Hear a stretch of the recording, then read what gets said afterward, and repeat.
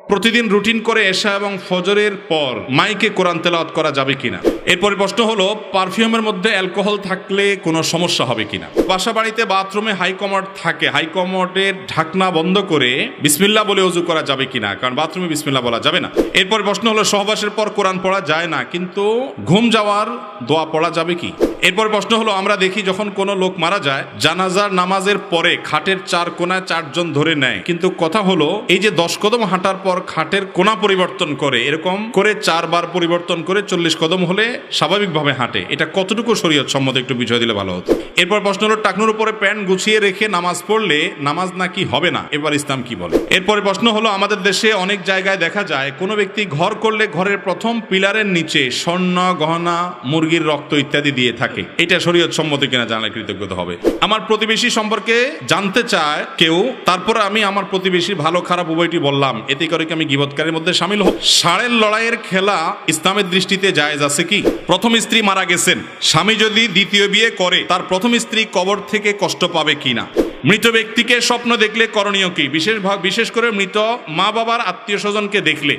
মৃত ব্যক্তিকে যদি স্বপ্ন দেখেন তাহলে কি করবেন।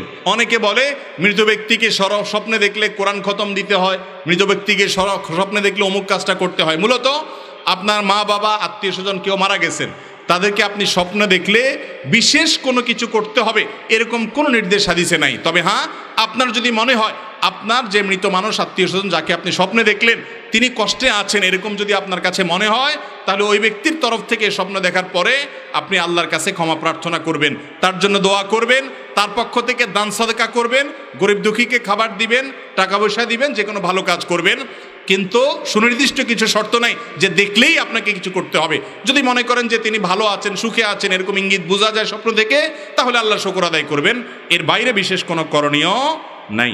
এরপর প্রশ্ন হলো, সহবাসের পর কোরআন পড়া যায় না, কিন্তু ঘুম যাওয়ার দোয়া পড়া যাবে কি। কোরআন তেলাওয়াত আর ঘুমের দোয়া এক না। গোসল ফরজ অবস্থায় আল্লাহর জিকির বা ঘুমের দোয়া বা অন্যান্য দোয়া এগুলো করাতে অসুবিধা। একজন মুসলমান গোসল ফরজ হওয়ার পর খুব দ্রুততার সাথে গোসল করা উচিত। যদি তিনি গোসলটাকে বিলম্ব করতে চান যে আমি কথার কথা এখন রাত 2টা 12টা বাজে আমি ফজরের আগে গোসল করব, এরকম যদি কেউ নিয়ত করেন অসুবিধা নাই, কিন্তু উত্তম হলো এক্ষেত্রে অজু করা। অজু করার পর আপনি অন্যান্য কাজ করেন, নবী করিম সাল্লাল্লাহু আলাইহি সাল্লাম সেরকমটি করেছেন, যার কারণে অজু করে আপনি অন্যান্য কাজগুলো করবেন। দোয়া দুরুদ পড়াতে কোনো অসুবিধা নাই, গোসল ফরজ অবস্থায় দোয়া দুরুদ পড়া যায়, শুধু কোরআন তেলাওয়াত করা যায় না, হাদিসে নিষেধ আছে। এরপরে প্রশ্ন হলো, পারফিউমের মধ্যে অ্যালকোহল থাকলে কোনো সমস্যা হবে কিনা। আমরা যে বডি স্প্রে ব্যবহার করি এগুলোতে যদি অ্যালকোহল থাকে সমস্যা আছে কিনা। প্রথম কথা হলো, অনেক বডি স্প্রে বের হয়েছে যেগুলো এখন অ্যালকোহল ফ্রি, আর যেগুলোতে অ্যালকোহল আছে সেগুলো ব্যবহার করা যাবে কিনা এই বিষয়ে ওলামাদের দুটি মত আছে। একটি মত হলো এগুলো ব্যবহার করা যাবে, কারণ অ্যালকোহল এটা যেটা পান করা হয় মাদক হিসাবে, সেটা পান করা হারাম, এতে কোনো সন্দেহ নেই।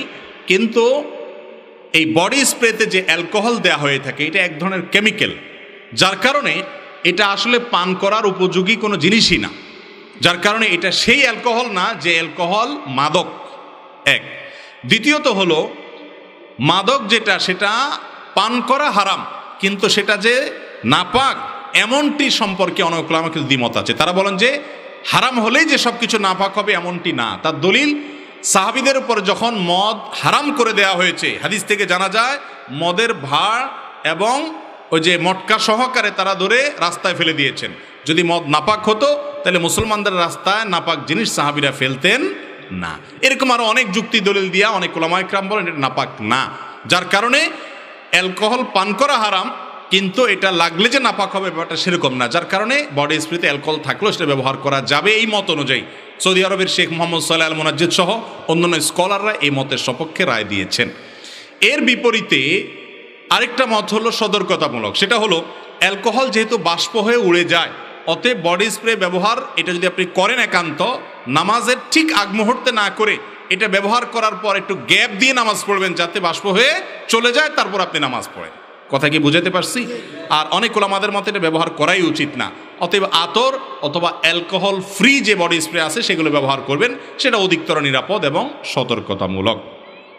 আমি একজন মুয়াজ্জিন, আজান হওয়ার পর হাতে গোনা কয়েকজন মুসল্লি নামাজের জামাত আদায় করেন, কিন্তু পার্শ্ববর্তী দোকানঘাটে মুসলমানের সন্তানরা আড্ডা দেয়, নামাজ পড়ে না। এমত অবস্থায় কি করব, পরামর্শ চাই। এইরকম মুয়াজ্জিন যিনি তার এলাকার মুসল্লিদের নামাজ না পড়া নিয়ে চিন্তিত, এই মুয়াজ্জিন আমাদেরকে আশার আলো দেখায় ইনশাআল্লাহ। কারণ ইমাম মুয়াজ্জিন তারা যদি মনে করেন যে আমাদের এটা চাকরি, আমি টাইমলি আজান দিলাম, টাইমলি সময় মতো নামাজটা পড়াই দিলাম, আমার দায়িত্ব শেষ, কয়জন আসলো না আসলো আমার দেখা দেখি নেই, সেই ইমাম সে মুয়াজ্জিন কখনো আদর্শ ইমাম মুয়াজ্জিন হতে। ইমাম মুয়াজ্জিন তো আদর্শ হবেন তারা যারা এলাকার বেনামাজিদেরকে দরদ দিয়ে, আন্তরিকতা দিয়ে আল্লাহর ঘরমুখী করবেন, আল্লাহ থেকে দূরে যাওয়া মানুষগুলোকে আল্লাহর নিকটে আনবেন, আল্লাহ ভোলা মানুষগুলোকে আল্লাহ ওয়ালা করার চেষ্টা করবেন। এটাই হলো ইমাম মুয়াজ্জিন আদর্শ হলে তাদের কাজ এবং দায়িত্ব। আমাদের সমাজে দুঃখজনক হলেও সত্য যে মসজিদগুলোতে যে জামাতের আয়োজন হয়, বিশেষ করে আমাদের এই বশিকপুরের কথা যদি আমরা বলি, আমরা ছোটবেলা থেকে এই এলাকাতে দিনদারির যে চিত্র দেখে বড় হয়েছি, এখন সে দিনদারির চিত্রটা দেখা যায়। কিন্তু একটা বিষয় আমাকে খুব আশান্বিত করে, যেটা আমাদের মাননীয় সংসদ সদস্য বলেছেন, কিছুটা তরুণরা, এই সমাজের তরুণদের ক্ষেত্রে আমি বিশেষভাবে আশাবাদী। কারণ আমি দেখেছি এখন মসজিদে শুধু মুরব্বীরা না, উল্লেখযোগ্য সংখ্যক তরুণরা কাতারে মুসল্লি হিসাবে তাদেরকে আমরা দেখতে পাই। আলহামদুলিল্লাহ, এই তরুণদেরকে যদি আমরা সঠিক পথ দেখাতে পারি তাহলে ইনশাআল্লাহ আমাদের আগামীর পথ অনেক উজ্জ্বল হবে। অতএব মুয়াজ্জিন সাহেব যিনি প্রশ্ন করেছেন তাকে আমি বলবো যে সমস্ত মানুষরা নামাজ পড়ে না, তারা মনে করে যে নামাজ না পড়লে কি হয়েছে, ইমান তো যায় না। নামাজ না পড়লে কি হয়েছে, ইমান। আমাদের দেশে অনেক লোকের নামাজের জন্য ডাকলে বলে, নামাজ না পড়লে কি হয়েছে, আমার ইমান ঠিক আছে। বলে কি বলে না? এটা হলো ওই ব্যক্তির মতো যে ব্যক্তি বলে আমার নাম আতর আলী, অথচ গোসল করে না কয়েক মাস, গায়ের থেকে দুর্গন্ধ আসে, নাম হলো কি আতর আলী। ওই লোকটার দাবি যেরকম, নামাজ না পড়েও যে লোক দাবি করে যে নামাজ না পড়লে কি হয়েছে, আমার ইমান ঠিক আছে, এই লোকটার দাবিও একই রকম। নবী করিম সাল্লাল্লাহু আলাইহি সাল্লাম বলেছেন, বাইনার রজুলি ওয়াশ শিরকি ওয়াল কুফরি তারকুস সালাহ। একজন মানুষের সাথে ইমান এবং শিরক এবং কুফরের একজন মানুষের সাথে পার্থক্যই হলো নামাজ ত্যাগ। ওমর রাদিয়াল্লাহু তাআলা বলেছেন, লা হাজ্জা ফিল ইসলামি লিমান তারাকাস সালাহ। যে ব্যক্তি নামাজ পড়ে না সে ব্যক্তির ইসলামে কোনো ভাগ নাই, কোনো অংশ নাই, হিস্সা নাই। কত ডেঞ্জারাস কথা চিন্তা করেন। অথচ আমরা নিশ্চিন্ত হয়ে গেছি যে নামাজ না পড়লে কি হয়েছে, ইমান আছে। পৃথিবীতে অনেক ইমামদের মতে ইচ্ছাকৃত ঠান্ডা মাথায় যদি কোনো মুসলমান নামাজ না পড়ে শুয়ে থাকে, বসে থাকে, নামাজ ত্যাগ করে, তাহলে সে কাফের হয়ে যাবে, ঈমান হয়ে যায়। ইমাম আজম আবু হানিফা রাহিমাহুল্লাহর মত হলো, নামাজ না পড়ার পরও যদি তার ভিতরে অপরাধ বোধ থাকে যে আমি নামাজ না পড়ে কাজটা ভালো করতেছি না, তাহলে এই কারণে এর ঈমানটা আছে, একটু টিকে আছে। তার এই ফতোয়ার কারণে আমরা কিছুটা বেঁচে গেছি, না হলে অন্যান্য ইমামদের ফতোয়া অনুযায়ী নামাজ ইচ্ছাকৃত ত্যাগকারী সে মুসলমান। এই মাসআলা যদি আমরা জানতাম, বুঝতাম আর নিতাম, তাহলে সেক্ষেত্রে আমাদের সমাজে হয়তো বেনামাজি মুসলমান পাওয়া যেত। মুসলমান আবার নামাজ না পড়ে থাকে কেমনি? নবী করিম সাল্লাল্লাহু আলাইহি সাল্লামের যুগে মুসলমান তো মুসলমান, কোনো মুনাফিকও নামাজ না পড়ে থাকতো না। নামাজ পড়ে না কেউ, তার মানে সে অমুসলমান। মুসলমান কখনো নামাজ ছাড়া থাকতে পারে না। কিন্তু আমাদের শয়তান আমাদেরকে এমনভাবে ভুলিয়ে রেখেছে, আমরা মনে করি যে নামাজ টামাজ নাই, কোনো কিচ্ছুর দরকার নাই, আমার ঈমান এত শক্ত যে এটা কোনোদিনই ছুটবে না, ভাঙবে। এটা ভুল ধারণা। অতএব ইমাম সাহেব এবং মুয়াজ্জিন সাহেবদেরকে উদ্যোগী হতে হবে। মসজিদ কমিটিতে যারা দায়িত্বে থাকেন তাদের উদ্যোগ থাকতে হবে যে ইমাম মুয়াজ্জিনরা যাতে এলাকাবাসীকে কোরআন হাদিসের আলো দ্বারা আলোকিত করতে পারেন, সেই সুযোগ, সেই ব্যবস্থা তাদেরকে করে দিতে হবে, সেই সহায়তা তাদেরকে করতে হবে। মসজিদ কমিটির কাজ শুধুমাত্র মসজিদের স্ট্রাকচারাল বাহ্যিক উন্নতি করা নয়, বরং মসজিদের মূল উদ্দেশ্য হলো সমাজকে আলোকিত করা। সে আলো যাতে হয় সেজন্য সব ধরনের সহায়তা ইমাম সাহেবদেরকে করতে হবে, এবং সেরকম ইমাম নিয়োগ দিতে হবে, সেরকম মুয়াজ্জিন নিয়োগ দিতে হবে, যিনি এটাকে শুধু পেট পালার মাধ্যম করেন নাই, বরং তিনি এটাকে দিন প্রচারের একটা উসিলা, একটা মাধ্যম, একটা প্ল্যাটফর্ম হিসাবে ব্যবহার করে গোটা সমাজকে আলোকিত করার চেষ্টা করেন। আল্লাহ তাআলা আমাদের সমাজে এরকম ইমাম মুয়াজ্জিন দিয়ে ভরিয়ে দেখ, যারা সমাজকে নিয়ে ভাবে, সমাজের মানুষকে সুন্দরের পথে আহ্বান করে। এরপরে প্রশ্ন হলো, প্রতিদিন রুটিন করে এশা এবং ফজরের পর মাইকে কোরআন তেলাওয়াত করা যাবে কিনা? রুটিন করে মাইকে কোরআন তেলাওয়াত করা শরীয়তের দৃষ্টিকোণ থেকে এটা প্রশংসনীয় বা ভালো কোনো কাজ না। অনেক কাজকে আমরা খুব ভালো কাজ মনে করি, কিন্তু ইসলামের দৃষ্টিতে সেটা ভালো কাজ না। যেমন এই যে আপনি মাইক লাগিয়ে, আমাদের দেশে অনেক সময় দেখবেন সবিনা খতম পড়ে, আছে না নাই? মাইক লাগায়া সারা রাত সারাদিন হাফেজ সাহেবরা কোরআন তেলাওয়াত করে সবাইকে শোনায়। কোরআন তেলাওয়াত আপনি করলে সওয়াব পাবেন, অন্যকে শুনাইলেও সওয়াব পাবেন, কিন্তু জোর করে কাউকে যদি শুনাইতে যান তাহলে সওয়াবের পরিবর্তে গুনাহ হবে। আমি কি বুঝাইতে পারছি?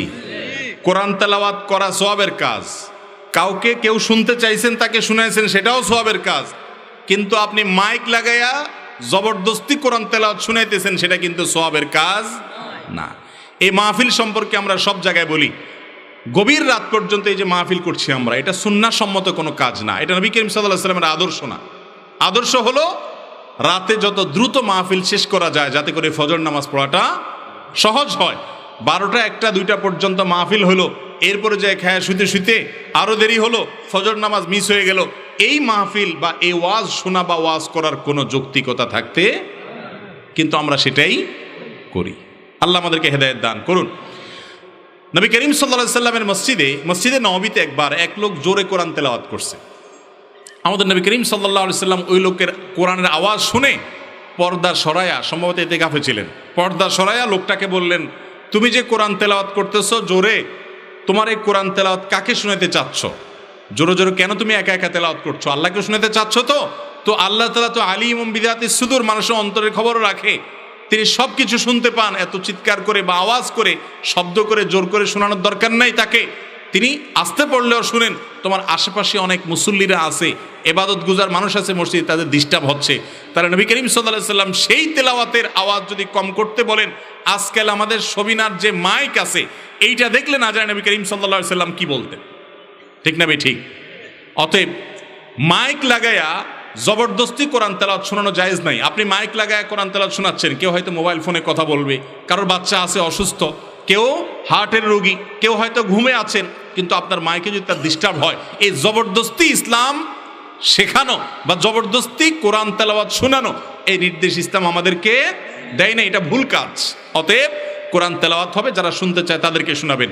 যেমন আপনারা মাহফিলে এসেছেন, আপনারা যদি কোরআন তেলাওয়াত করতে চান, একজন হাফেজ একজন কারি এসে তেলাওয়াত করেন, এটা যৌক্তিক, কিন্তু শুনতে চায় না একজন, তার কানের কাছে বাইরের কাছে মাইক লাগিয়ে জোর করে শুনাইলেন, এটা ইসলামে জায়েজ নাই, কিন্তু আমরা অনেকে করি।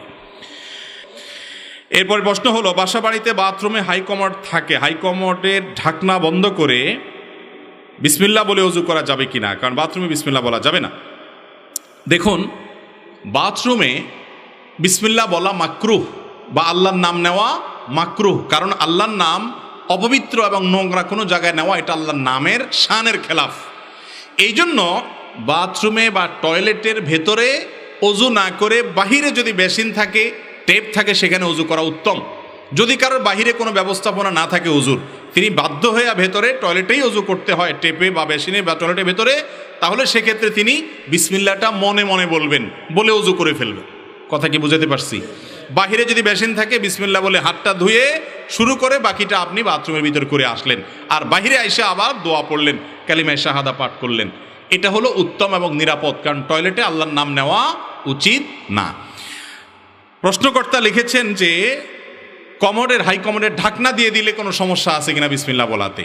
তো এটা তো একটা আপেক্ষিক বিষয়। আপাত দৃষ্টিতে মনে হচ্ছে যে ঢাকনা দেয়াতে তো ময়লা ঢাকা পড়ে গেছে, যার কারণে বিসমিল্লাহ বলা যায়, কিন্তু ঢাকনা দেওয়ার পরও সেটা টয়লেটের জায়গা, টয়লেট ঢাকনা দিলে যে সে টয়লেট না তা তো আর হয় না। একটা উত্তম পদ্ধতি হলো, অনেক উলামা ইকরাম পরামর্শ দিয়েছেন যে অনেকের বড় টয়লেট থাকলে বিশেষ করে সুযোগ থাকে, কমোডের যে কমোড বা প্যান যেটা থাকে এটার সাথে আপনার টেপের মাঝখানে আড়াল দেওয়া।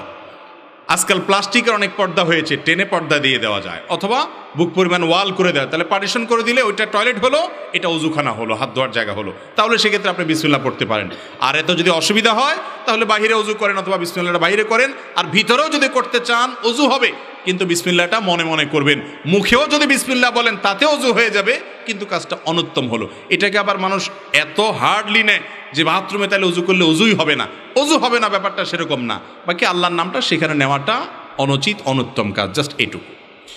এরপর প্রশ্ন হলো, আমরা দেখি যখন কোনো লোক মারা যায় জানাজার নামাজের পরে খাটের 4 কোণায় 4 জন ধরে নেয়, কিন্তু কথা হলো এই যে 10 কদম হাঁটার পর খাটের কোণা পরিবর্তন করে, এরকম করে 4 বার পরিবর্তন করে 40 কদম হলে স্বাভাবিকভাবে হাঁটে, এটা কতটুকু শরীয়ত সম্মত একটু বিষয় দিলে ভালো হতো।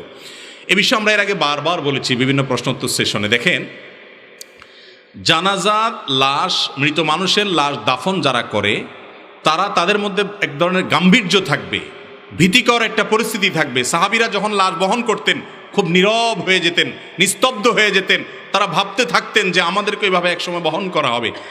এই 10 কদম পর পর পরিবর্তন করা, গনে গনে এই কদম গোনা এবং আপনার এটাকে পরিবর্তন করার এই যে কাজের মধ্যে আমরা ব্যস্ত থাকি, তাহলে আপনি কল্পনা কখন করবেন মৃত্যু নিয়ে, আপনার জীবনের বাস্তবতা নিয়ে আপনি ধ্যান কখন করবেন? বিধায় এটা উচিত না। তাছাড়া কোনো কোরআন হাদিসের কোথাও বলা হয়নি যে মৃত ব্যক্তিকে লাশ বহন করতে হলে 10 কদম পর পর পাল্টাইতে হবে।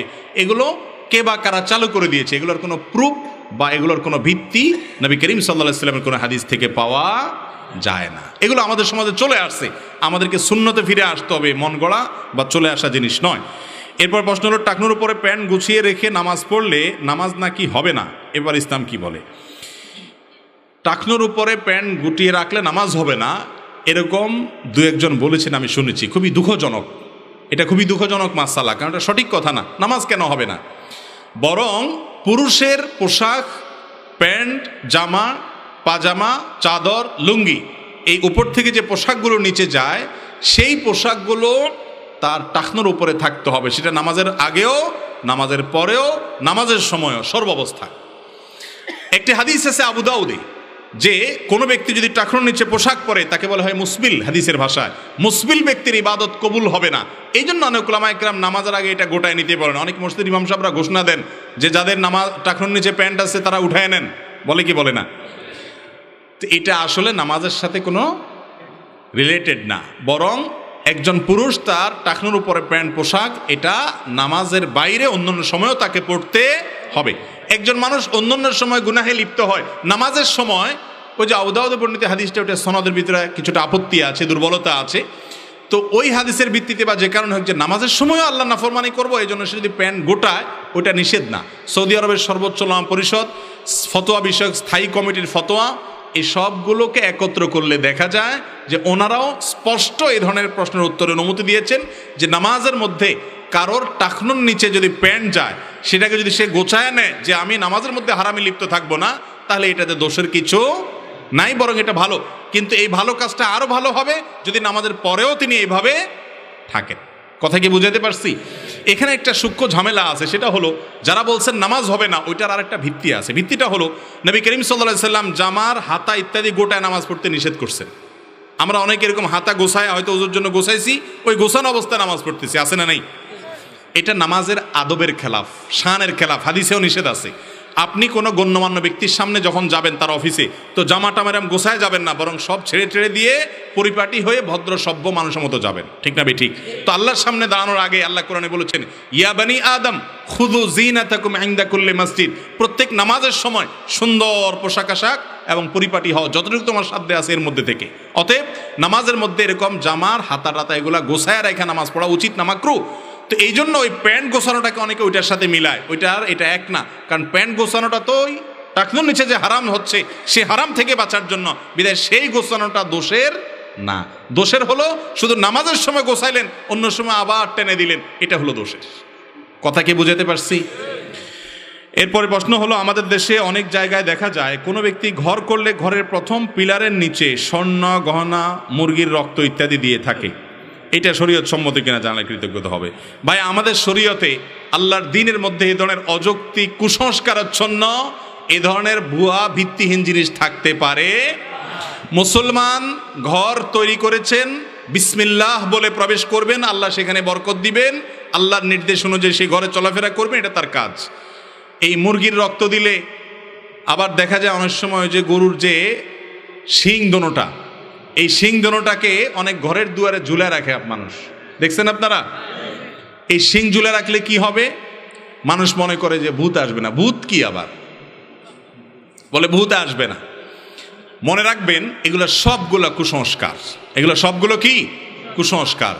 কোনো মুসলমানের জন্য সমস্ত কুসংস্কারে বিশ্বাস করা জায়েজ না। এগুলো শিরক, ঈমান নষ্ট হওয়ার মতো বিষয়। এগুলো শিরক। মুসলমানের কল্যাণ অকল্যাণের একমাত্র ক্ষমতা কার হাতে?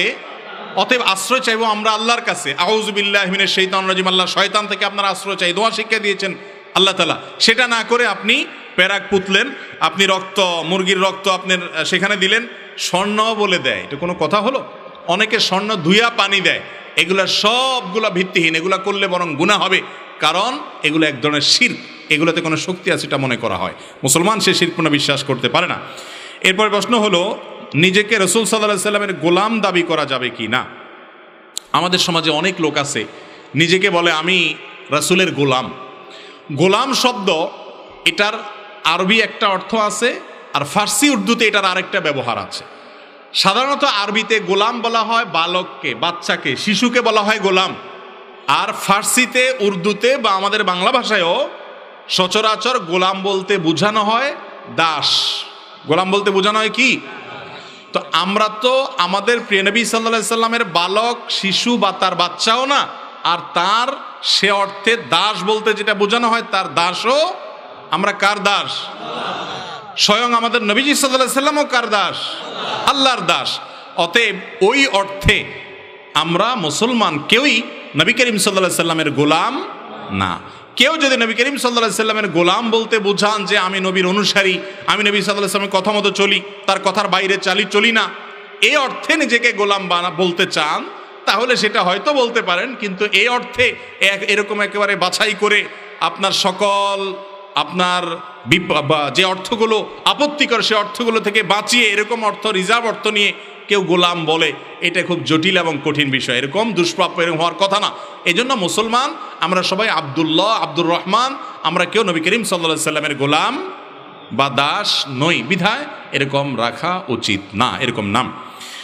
এরপর প্রশ্ন হলো, আমার প্রতিবেশী সম্পর্কে জানতে চায় কেউ, তারপরে আমি আমার প্রতিবেশী ভালো খারাপ উভয়টি বললাম, এতে করে কি আমি গীবতকারীর মধ্যে শামিল হব? না, গীবতকারী তো হবেনই না, বরং আপনি একজন ভালো মানুষ।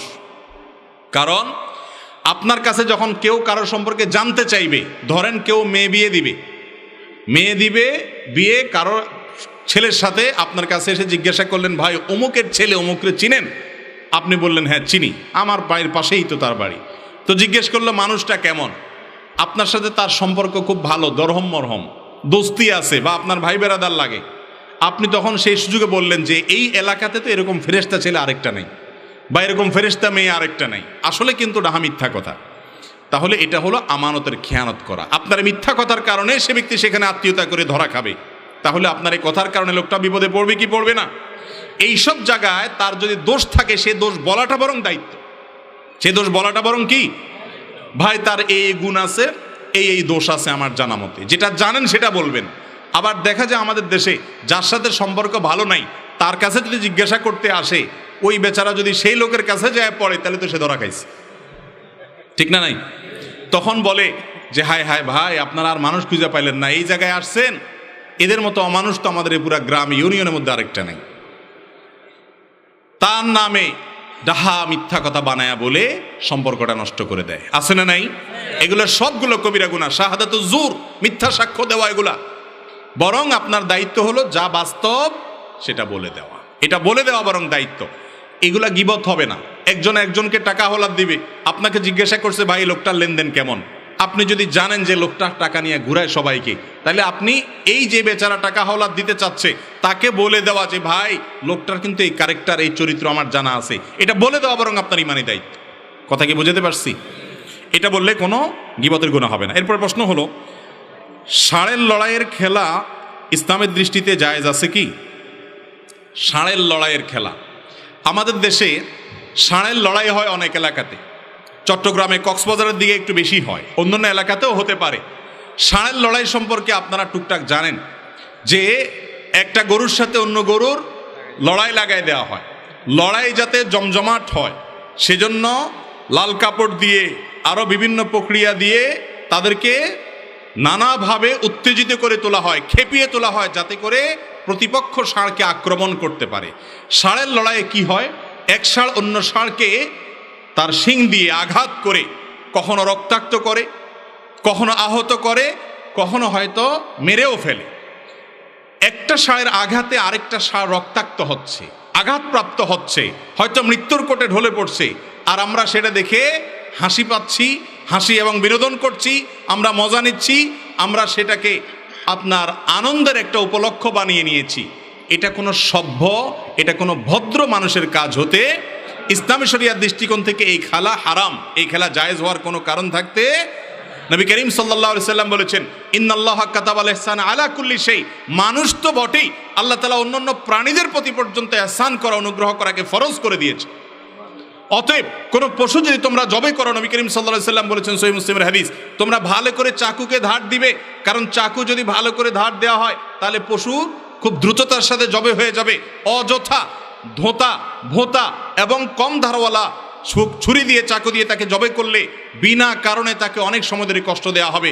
এই জায়গায় পর্যন্ত নবী করিম সাল্লাল্লাহু আলাইহি সাল্লাম তার প্রতি রহম করতে বলেছেন।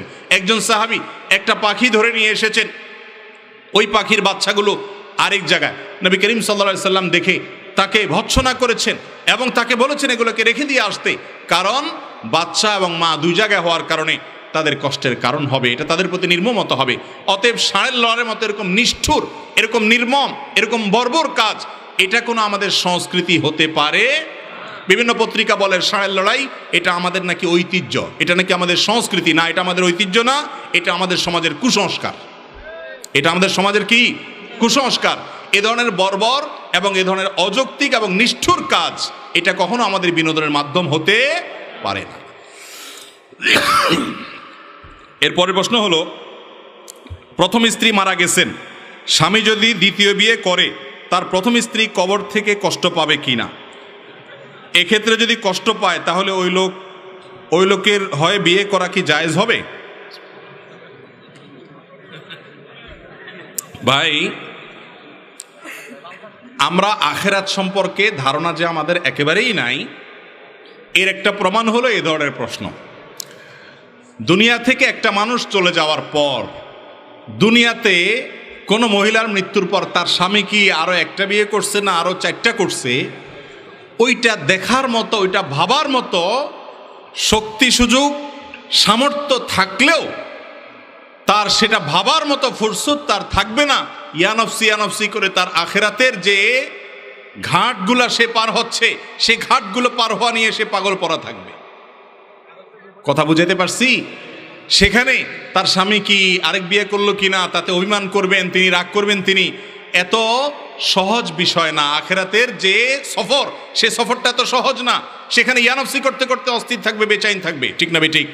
বিধায় এটা ভুল যে স্বামী দ্বিতীয় বিয়ে করলে স্ত্রী কবরে কষ্ট পাবে। আবার কষ্ট পেলে সেটা করা জায়েজ হবে কিনা সেটা আরেক বিষয়। ভাই, স্ত্রী সাধারণত সবসময় চায় যে স্বামী আমার একার থাকুক, আর কাউকে বিয়ে, কিন্তু প্রয়োজন থাকলে শর্ত সাপেক্ষে ইসলাম একাধিক বিয়ের অনুমতি দিয়েছে। বিধায় স্ত্রীর যদি মনে কষ্ট হয় তারপরেও সেটা কি হবে না, হারাম বা নাজায়েজ হবে। তবে একাধিক বিয়ে জায়েজ হবে ওই ব্যক্তির জন্য যে ব্যক্তি একাধিক স্ত্রীর প্রতি সমতা বজায় রাখতে পারবে। যে ব্যক্তি বিয়ে করে এক বউর দিকে টানবে, আরেক বউর হক নষ্ট করবে, তার জন্য একাধিক বিয়ে করা জায়েজ নাই।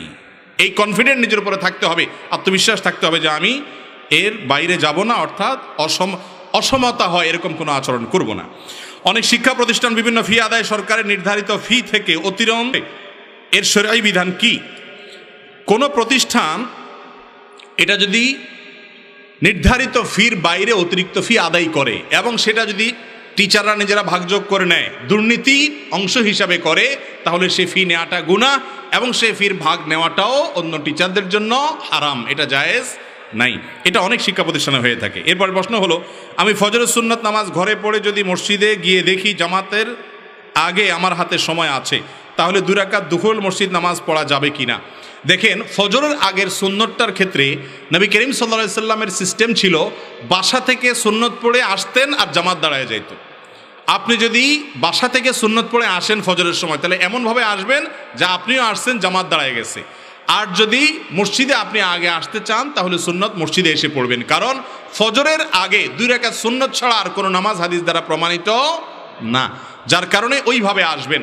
যে আপনি সুন্নত পড়ে আসছেন, এদিকে জামাতের টাইম হয়ে গেছে, হয়তো কয়েক সেকেন্ড বাকি আছে, আপনি অপেক্ষা করবেন, তারপর জামাতে শামিল হবেন।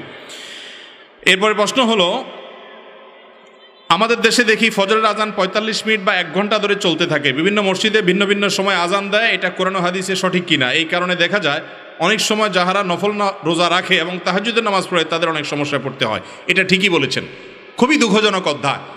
১ ঘন্টা ধরে আজান হতে থাকে, কোনো মসজিদের মুয়াজ্জিন তিনি হয়তো এতটা বাজে আজান দিয়েছেন, আরেক মুয়াজ্জিন আরও ২০ মিনিট পরে দিলেন, আরেকজন আরও ৩০ মিনিট পরে দিলেন, এটা না। ফজরের ওয়াক্ত হওয়ার পর একটা নির্দিষ্ট সময়ের ভিতরে আজান হওয়া উচিত। বিশেষ করে ফজরের আজানের সাথে মানুষের সাহারি খাওয়া এবং তাহাজ্জুদ পড়া অনেক কিছু সম্পর্ক আছে, এই জন্য এই আজানটা অত্যন্ত টাইমলি দেওয়ার চেষ্টা করা উচিত এবং মুয়াজ্জিনদের এদিকটা লক্ষ্য করা উচিত, এটা করা হয় না।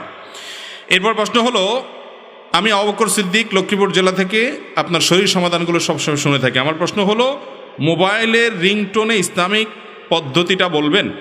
দেখেন, মোবাইলের রিংটোনে কোরআনে কারিমের কোনো আয়াত সেট করবেন না, কারণ এটা টয়লেটে গেলে বেজে উঠবে, কোরআনের অপমান হবে। আবার এটা যখন বেজে উঠবে হয়তো আয়াতটা এমন একটা গিয়ে থামছে, অর্থ মিলে নেই, আপনি ওখানে মোবাইলের গলা চিপ দিয়ে আপনি কল করা শুরু করবেন, কথা বলা শুরু করবেন, হবে কি হবে না? তখন আয়াতটা অপূর্ণাঙ্গ থাকবে, এটা কোরআনের সাথে বেয়াদবি হয়। এই জন্য রিংটোন হিসেবে কোরআনে কারিমের আয়াত রাখা জায়েজ নাই। তাই বলে কোরআনে কারিমের আয়াত রাখবেন না দেখে কি মিউজিক রাখবেন? কোনো মিউজিক সেট করা, আমাদের অনেকের মোবাইলের রিংটোন হিসাবে বিভিন্ন গান মিউজিক রাখা আছে, এটা কি না জায়েজ নাই, সরাসর হারাম। তাহলে তুলনামূলকভাবে কোনো ন্যাচারাল সাউন্ড আছে, পানির আওয়াজ, কোনো পাখির আওয়াজ, কোন ন্যাচারাল বা প্রাকৃতিক কোনো শব্দ থাকলে সেটাকে সেট করে দিবেন, বা কোনো ভালো গানের কথা, ভালো ইসলামিক গান বা কোনো ভালো গান যেখানে খারাপ কোনো কথা নাই, সেখানে মিউজিক নাই, সেটাকে আপনার রিংটোন হিসাবে সেট করবেন, তাহলে ইনশাআল্লাহ জায়েজ হবে। এরপর প্রশ্ন হলো, অনেক দোকানদার ভাই টিভিতে ছবি এবং গান চালিয়ে রাখে, অনেকে দোকানে এসে এগুলো দেখে, এতে দোকানদারের কি ধরনের শাস্তি হবে? এটা ঠিক যে বিশেষ করে গ্রামাঞ্চলে চায়ের দোকানগুলো তো টেলিভিশন ছাড়া, দোকানদার বেচারা 2টা বাক্স রাখছে, একটা ক্যাশের বাক্স ব্যবসার টাকা এখানে রাখার জন্য, আরেকটা বাক্স রাখছে ওইটা হলো জাহান্নামে যাওয়ার জন্য, যত যা রসদ দরকার সবগুলো সে সেখানে রেখে দিয়েছে। ভালো করে শুনে রাখেন, কোনো দোকানদারের জন্য দোকানে কাস্টমার জমানোর জন্য টেলিভিশন রেখে সেখানে ফিল্ম এবং হারাম অনেক দৃশ্য, মিউজিক, বিভিন্ন খারাপ জিনিস চালানো এটা জায়েজ।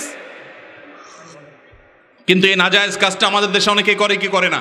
দোকানদার ভাইরা আমার, আমি জানি যে এই টেলিভিশন বন্ধ করলে হয়তো কিছু কাস্টমার কমবে, ওই রকম কাস্টমার যে হারাম জিনিস ছাড়া আর কিছু দেখতে চায় না, সেই কাস্টমার কমলে আপনার রিজিকে বরকত কমবে না, হয়তো ইনকাম 2টা কম হবে, কিন্তু যেটা কম হবে ওর মধ্যে আল্লাহ কি দিবেন? বরকত দিবেন। বিধায় এগুলো জায়েজ নাই। দোকানদার ভাই টেলিভিশন রেখে হারাম জিনিস দেখানোর কারণে যত মানুষ দেখবে তারা সবাই গুনাহ, তার দায়ভার নিতে হবে তাকে। এরপর প্রশ্ন হলো, অনেক ভিক্ষুক জিকির করতে করতে ভিক্ষা চেয়ে থাকেন, এই কাজটা ইসলামের দৃষ্টিতে জায়েজ আছে কিনা? খুব সুন্দর এবং দরকারি একটা প্রশ্ন। যত ভিক্ষুক আছে আমাদের দেশে, ভিক্ষুক বেশিরভাগই দেখা যায় নিজে নামাজ কালাম পড়ুক আর না পড়ুক, আল্লাহর নামে জিকির করতে করতে ভিক্ষা চায়, আছে না নাই? এটা সম্পূর্ণভাবে নাজায়েজ একটি কাজ, কারণ এটা হলো আল্লাহর দ্বীনকে, আল্লাহর জিকিরকে, ইবাদতকে বিক্রি করা। দ্বীনকে বিক্রি করে ভিক্ষা চাওয়া জায়েজ। এমনিতে ভিক্ষা চাওয়া ইসলামের দৃষ্টিতে কোনো প্রশংসনীয় কাজ না, মানুষের কাছে হাত পাতা ভালো জিনিস না।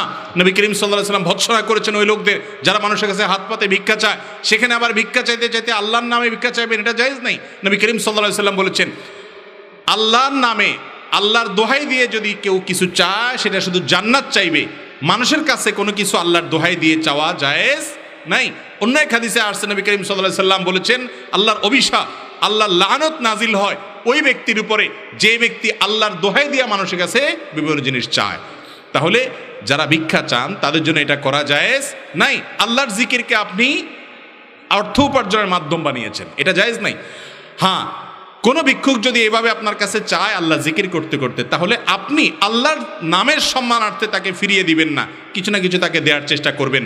ও আম্মাসা এলা ফালা তানহার, কেউ ভিক্ষা চাইলে নবী আল্লাহ তাআলার নির্দেশ হলো তাকে ধমক দিও না, আপনি তাকে সম্ভব হলে কিছু দিবেন, আর না দিতে পারলে না থাকলে আপনার কাছে নাই। কিন্তু যে চায় তার জন্য আল্লাহর জিকির করতে করতে চাওয়া, আল্লাহর নাম নিয়ে নিয়ে চাওয়া, এটা জায়েজ নাই। এটা হলো এক রকমের ধর্ম ব্যবসা।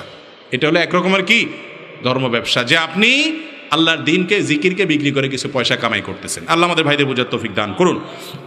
ফিতনার এই সময় প্রতিদিন কোনো না কোনোভাবে জেনা হয়ে যাচ্ছে, বিশেষ করে চোখের জেনা, না চাইলেও এসব জেনা হয়ে যায়। বাঁচার উপায় কি? আমাদের তরুণদের জন্য এই প্রশ্নটি একেবারে প্রাসঙ্গিক। তরুণদের চরিত্রকে আজকাল রক্ষা করা একরকম অসম্ভব হয়ে গেছে, মহাকঠিন হয়ে গেছে। এই কঠিন পরিস্থিতি যারা করেছে, এই মানুষগুলো আমাদের এই সমাজকে, সমাজের তরুণদেরকে ধ্বংসের দ্বার প্রান্তে নিয়ে যেতে চায়। এই জায়গা থেকে বাঁচার জন্য তরুণদের বাবা মাদের দায়িত্ব হলো সন্তানদের বয়স হয়ে গেলে বিয়ে দিতে বিলম্ব না করা। মুরব্বীদের দায়িত্ব হলো ছেলেদের উপযুক্ত হলে, কোনো রকম ডাল ভাতের জোগাড় করার মতো হলে সাথে সাথে বিলম্ব না করে তাকে বিয়ে দিবেন। আমার কথা না, নবী করিম সাল্লাল্লাহু আলাইহি ওয়াসাল্লামের কথা। বিয়ে দেরিতে দিলে সমাজ নষ্ট হবে, ফাসাদ হবে, জেনা ব্যভিচার বাড়বে, ইফটিজিং বাড়বে, যুবকরা নষ্ট হবে। এর ক্ষতিটা সবচেয়ে বেশি বাপ মাকেই সাফার করতে হবে। এই জন্য সন্তানদেরকে বিয়ে দেয়াতে বিলম্ব করবেন না, চাচারা ভালো করে শুনে রাখেন। আর যুবকরা বিয়ের জন্য শুধুমাত্র অস্থির হয়ে আমার কাছে প্রশ্ন দিবেন না, টাকা পয়সা রোজগার করেন। সবাই যার যার কাজ করেন, শুধু ওই বাপের হোটেলে বসে বসে নিজে খান, বিয়ে করে আরেকটা রায়না খাওয়াইতে চাচ্ছেন। আপনিও কিছু করেন, আর চাচারাও তাড়াতাড়ি করে বিয়ে দেখ। উভয়ের প্রচেষ্টার মাধ্যমে যুবকরা চরিত্র হেফাজত করতে পারবে ইনশাআল্লাহ। অনেক মানুষ আছে যাদেরকে হাজারো ওয়াজ নসিহত ভালো কথা বললেও তারা আল্লাহর বিধান মানতে চায় না, তারা বিধর্মীদের মতো চলে। এদেরকে কিভাবে দিনের দিকে ফিরাবো? ভাই, আমরা কাউকে দিনের দিকে ফিরানোর কন্ট্রাক্টরই আল্লাহর কাছ থেকে দায়িত্ব নিয়ে আসি নাই। আমাদের কাজ হলো মানুষকে নসিহত করা। কেউ যদি নসিহত না মানে তার দায়িত্ব কার? তার উপরে। ওয়ামা আলাইনা ইল্লাল বালাগ। আমাদের দায়িত্ব হলো মানুষকে কি করা? সত্যটা পৌঁছায় দেওয়া। আর দুইটা প্রশ্ন দিয়ে আজকের মতো শেষ করি। মৃত ব্যক্তিকে স্বপ্ন দেখলে করণীয় কি? বিশেষ করে মৃত মা বাবার আত্মীয় স্বজনকে দেখলে, মৃত ব্যক্তিকে যদি স্বপ্ন দেখেন তাহলে কি করবেন?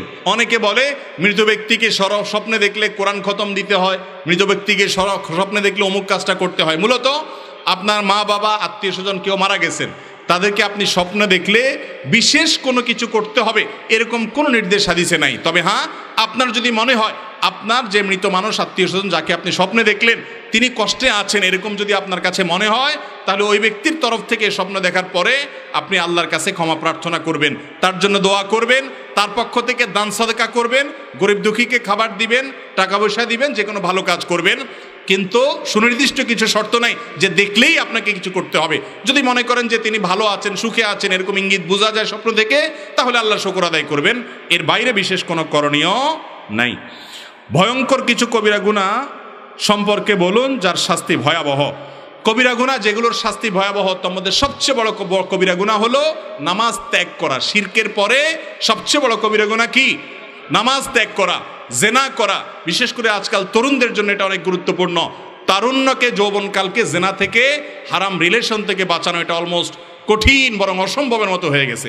বিধায় তারা এটা থেকে নিজেকে বাঁচিয়ে রাখতে হবে।